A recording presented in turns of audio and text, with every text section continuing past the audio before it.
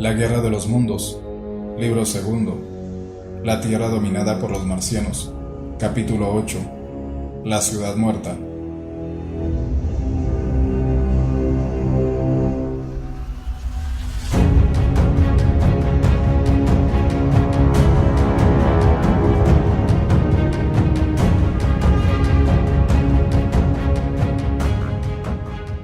Después que me hube separado del artillero, descendí la colina y tomé por la calle Haig, cruzando el puente hasta Fulham. La hierba roja crecía profusamente en aquel entonces y cubría casi todo el puente, pero sus hojas presentábanse ya descoloridas en muchas partes, víctimas, sin duda, de la enfermedad que poco después las habría exterminado. En la esquina del camino que dobla hacia la estación de Putney Bridge, encontré a un hombre tendido en el suelo. Le cubría por completo el polvo negro y estaba vivo, pero se encontraba completamente borracho. No pude sacarle más que maldiciones, y cuando me aproximé quiso atacarme. Creo que me habría quedado con él de no haber sido por el aspecto brutal de sus facciones. Había polvo negro en todo el camino, desde el puente en adelante, y en Fulham abundaba aún más. En las calles reinaba un silencio impresionante. Conseguí algo de comer en una panadería del barrio. Ya en dirección a Walham Green, las calles estaban libres de polvo, y pasé frente a un grupo de casas que ardían. El ruido del incendio me resultó agradable en medio de tanto silencio. Al seguir hacia Brompton, volvió a deprimirme la quietud reinante. Allí encontré, una vez más, el polvo negro en las calles y sobre los cadáveres, de los cuales vi una docena en toda la extensión de Fulham Road. Hacía días que estaban muertos, razón por la cual me apresuré a alejarme. El polvo negro los cubría a todos, suavizando sus contornos. Los perros habían atacado a varios. Donde no se veía polvo negro, la ciudad presentaba el aspecto normal de los domingos, con sus tiendas cerradas, las casas desocupadas y el silencio general. En algunos sitios habían andado los saqueadores, pero solo en los comercios de comestibles y licores. Vi el cristal destrozado del escaparate de una joyería, pero alguien debía haber interrumpido al ladrón, pues había numerosas cadenas de oro y algunos relojes diseminados por la acera. No me molesté en tocarlos. Más adelante encontré una mujer hecha un ovillo en un portal. La mano que apoyaba sobre una rodilla tenía una herida, que había sangrado sobre su vestido, y junto a ella vi los restos de una botella de champaña. Parecía dormida, pero estaba muerta. Cuando más me adentraba en Londres, tanto más profundo se hacía el silencio. Pero no era tanto el silencio de la muerte, sino más bien el del suspenso y la expectativa.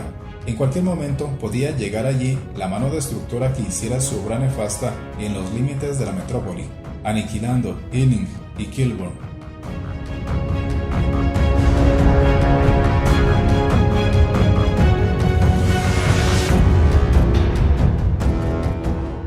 En South Kensington no había cadáveres ni polvo negro. Fue allí donde oí por primera vez los aullidos.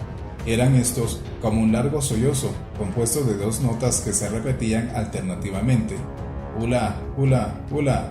Era el sonido escalofriante que llegó a mis oídos.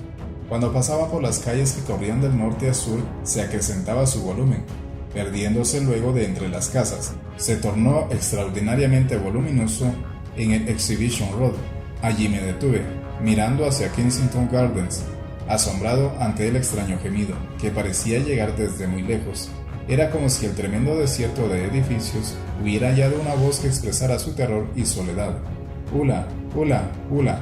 Se repetía la nota sobrehumana, en grandes ondas sonoras que barrían la ancha calle. Me volví hacia el norte, mirando los portales de hierro de Hyde Park. Estuve tentado de entrar en el Museo de Historia Natural y subir a la torre, a fin de ver el otro lado del parque, pero decidí seguir por las calles, donde era posible ocultarse con más rapidez en caso de peligro, y por ello continué avanzando por el Exhibition Road. Todas las mansiones de ambos lados de la avenida estaban desiertas y silenciosas, y mis pasos despertaban los ecos dormidos de la arteria. En el otro extremo, cerca de la entrada del parque, vi un extraño espectáculo, un ómnibus volcado y el esqueleto completamente limpio de un caballo. Durante un tiempo me quedé mirando esto con gran asombro y después continué hacia el puente que salva el Serpentine. La voz se tornó más sonora, aunque no veía yo nada sobre los techos de las casas del lado norte del parque. «Ula, ula, ula», gritaba la voz, procedente, según me pareció, del distrito próximo a Regent Park. El tremendo gemido hizo un efecto en mi mente, apabullóse mi ánimo y el temor hizo presa de mí. Descubrí que me sentía fatigado, dolorido y nuevamente hambriento. Ya era más de mediodía. ¿Por qué vagaba solo en esa ciudad de muerte? ¿Por qué estaba yo solo en pie, cuando todo Londres yacía cubierto en su mortaja negra? Me sentí intolerablemente solitario. Recordé viejos amigos que olvidara años atrás. Pensé en los venenos de las farmacias y en los licores de las tiendas de vino. Recordé a los otros dos seres, uno borracho y el otro muerto, que parecían ser los únicos que compartían la ciudad conmigo.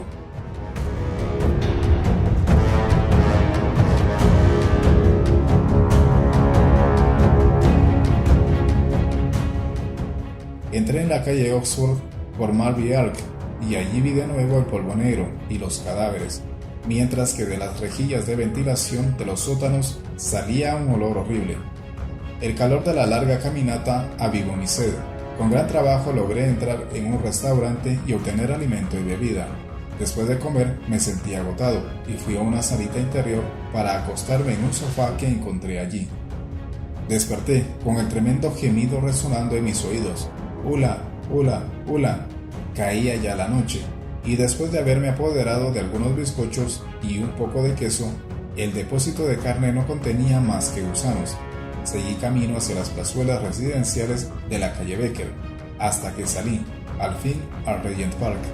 Al salir por el extremo de la calle Baker, vi sobre los árboles y muy a lo lejos el capuchón del gigante marciano del cual provenía el incesante aullido. No me sentí atemorizado. Aquello fue como algo muy natural. Lo estuve observando un tiempo, pero el monstruo no se movió. Parecía estar parado y gritar, y no pude adivinar la razón de que hiciera tal cosa. Traté de formular un plan de acción, pero el perpetuo aullido me aturdió. Tal vez estaba demasiado cansado para ser cauteloso. Lo cierto es que sentí curiosidad por saber a qué se debía el monótono gemido. Me alejé del parque y tomé por Park Road, con la intención de dar la vuelta en torno del espacio abierto. Avancé bien a cubierto y logré ver al marciano desde la dirección de St. John Wood. Al hallarme a 200 metros de la calle Baker, oí un coro de ladridos y vi primero a un perro que llevaba entre los dientes un trozo de carne putrefacta. El animal iba en dirección hacia mí y le seguía un grupo de otros canes. El primero describió un amplio rodeo para alejarse de mí, como si temiera que le disputase la carne. Al perderse los ladridos a lo lejos, volví a oír claramente el ulular del marciano. Me encontré con la máquina de trabajo destrozada en camino hacia la estación de St. John Wood. Al principio, creí que una de las casas habíase desplomado sobre la calle. Cuando trepé sobre los escombros, vi con sorpresa el Sansón mecánico en el suelo, con sus tentáculos doblados y rotos entre las ruinas que él mismo había causado. La parte delantera estaba aplastada. Parece que había avanzado ciegamente hacia la casa y quedó destrozada al caerle encima los escombros. Tuve la impresión de que esto podía haber ocurrido si la máquina de trabajo había escapado al control del marciano que la guiaba. No pude meterme entre los escombros para observarla mejor y estaba ya demasiado oscuro para que pudiera ver la sangre de que estaba manchado su asiento y los restos del marciano que dejaran los perros. Más maravillado aún por lo que acababa de ver, seguía hacia Primrose Hill.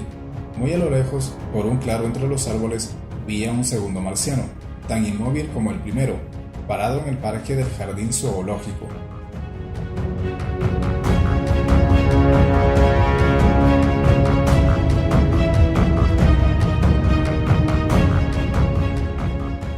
Poco más allá de los restos de las máquinas de trabajo, volví a encontrar la hierba roja y vi que el canal Regent era una masa esponjosa de vegetación carmesí. Cuando cruzaba el puente, cesó de pronto el prolongado gemido. El silencio subsiguiente me produjo la misma impresión que un trueno repentino. Las casas de mi alrededor se elevaban entre las sombras, los árboles del parque se tornaban negros, la hierba roja trepaba por entre las ruinas hasta bastante altura. La noche, madre del terror y del misterio, se cernían ya sobre mí, pero mientras sonaba aquella voz, la soledad había sido soportable. En virtud de ella, Londres había parecido vivo, y este detalle me sostuvo. Luego ocurrió el cambio, pereció algo, no sé qué, y el silencio se tornó aplastante. Londres parecía mirarme. Las ventanas de las casas blancas eran como las cuencas vacías de cráneos blanqueados por el tiempo. Mi imaginación descubrió a 1000 enemigos que se movían silenciosos a mi alrededor. El terror hizo presa de mí. Más adelante, la calle habíase tornado tan negra como la tinta y vi una forma retorcida en medio del camino. No pude seguir. Me volví por St. John's Wood Road y eché a correr para alejarme de aquella quietud insoportable e ir hacia Kilburn.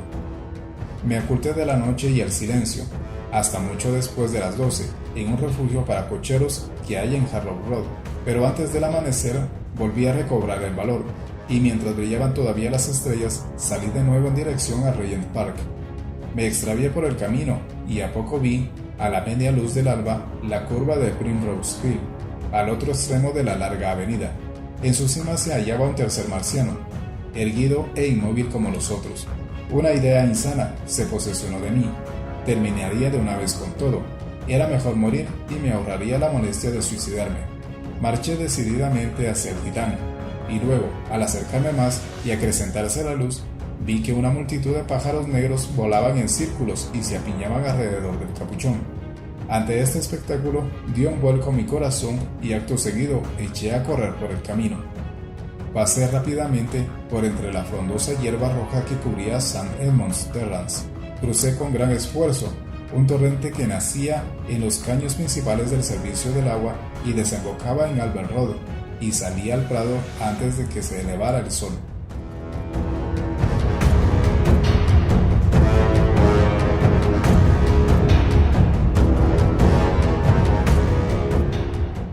Grandes montones de tierra habíanse apilado alrededor de la cima de la colina, formando un enorme reducto. Aquella era la más grande y la última de las fortalezas hechas por los marcianos, y desde detrás de los montones de tierra se elevaba una delgada columna de humo. Contra el fondo del cielo vi la silueta de un perro que echaba a correr y se perdía de vista. La idea que se presentara a mi mente se tornó más real y aceptable. No sentí temor, sino un júbilo extraordinario al correr colina arriba hacia el monstruo inmóvil. Del capuchón pendían jirones de carne parda que los pájaros picoteaban. Un momento más y había trepado a la muralla de tierra. Ya tenía a mi vista el enorme reducto. Era un espacio muy grande, y había en él máquinas gigantescas, altas filas de materiales y extraños refugios, y diseminados por todas partes, algunos en sus máquinas de guerra derribadas, otros en las máquinas de trabajo, ahora inmóviles, y una docena de ellos tendidos en una hilera silenciosa. Se hallaban los marcianos, todos muertos, destruidos por las bacterias de la corrupción y de la enfermedad, contra las cuales no tenían defensa, destruidos, como les estaba ocurriendo a la hierba roja, derrotados, después que fallaron todos los inventos del hombre, por los seres más humildes que Dios, en su sabiduría, ha puesto sobre la tierra. Había sucedido lo que yo y muchos otros podríamos haber previsto si no nos hubiera cegado el terror.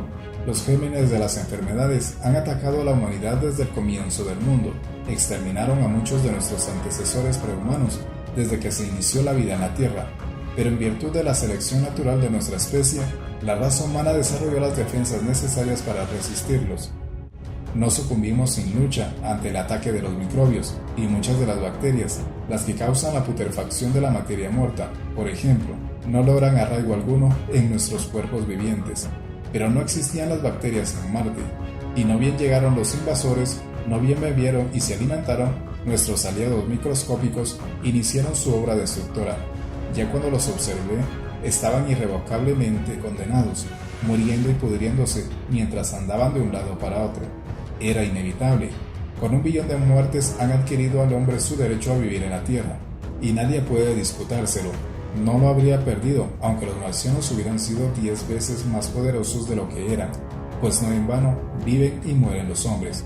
Aquí y allá se encontraban diseminados cerca de 50, en total, en aquel último reducto, sorprendidos por una muerte que debe haberles parecido incomprensible.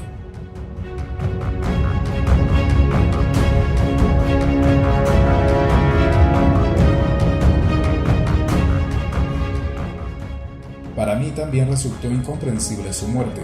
Todo lo que supe fue que esos seres, que habían sido tan terribles para el hombre, estaban ahora muertos.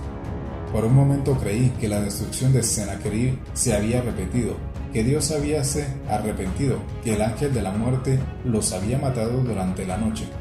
Me quedé mirando hacia el interior del pozo y mi corazón latió jubilosamente.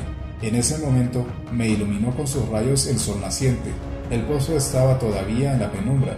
Las tremendas máquinas, tan maravillosas en su poder y complejidad, tan extraterrestres en su forma, mostrábanse fantásticas, vagas y extrañas entre las sombras.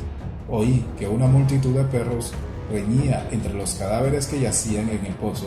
Del otro lado del reducto yacía la gran máquina de volar con la que habían estado experimentando en nuestra atmósfera, más densa, cuando les sorprendió la corrupción y la muerte. Al oír graznidos en lo alto, miré hacia la enorme máquina guerrera, que no volvería a luchar más, y vi los restos de carne roja que pendían de los asientos, volcados en su capuchón. Me volví para mirar cuesta abajo, hacia donde se hallaban los otros dos marcianos, rodeados por los pájaros negros. Uno de ellos había muerto mientras llamaba a sus compañeros. Quizá fue el último en fenecer, y su voz continuó resonando hasta que se agotó la fuerza motriz de su máquina. Ahora relucían ambos, como inofensivos trípodes de brillante metal a la luz clara del sol que nacía. Alrededor del pozo, y salvada como por milagro de una destrucción total, se extendía la madre de las ciudades. Los que han visto Londres, solo velado por sus sombríos mantos de humo, no pueden imaginar la desnuda claridad y la belleza del silencioso dédalo de casas. Hacia el este, sobre las ruinas ennegrecidas de Albert Terrace y la aguja quebrada de la iglesia, el sol brillaba deslumbrante en el cielo límpido, y aquí y allá captaba la luz alguna faceta de una claraboya de cristales. Los rayos tocaban ya el depósito de vinos próximos a la estación de Chalk Farm y los vastos terrenos del ferrocarril, marcados antes con los relucientes rieles que ahora estaban teñidos de herrumbre debido al desuso.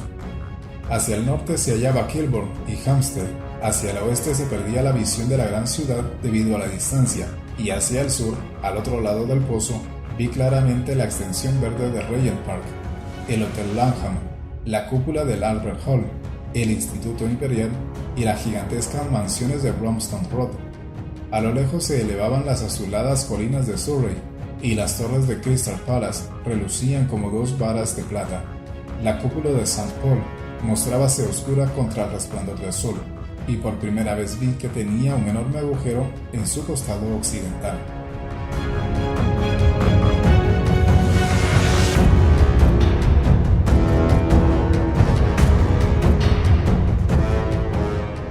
Y mientras contemplaba aquella vasta extensión de casas, fábricas e iglesias silenciosas y abandonadas, mientras pensaba en las esperanzas y esfuerzos en las vidas que contribuyeron a la construcción de aquel refugio humano y en la terrible amenaza que se cernió sobre todo ello, cuando comprendí que la sombra habíase disipado, que los hombres recorrerían sus calles y que esa vasta ciudad muerta volvería una vez más a la vida, experimenté una emoción que estuvo a punto de arrancar lágrimas de mis ojos.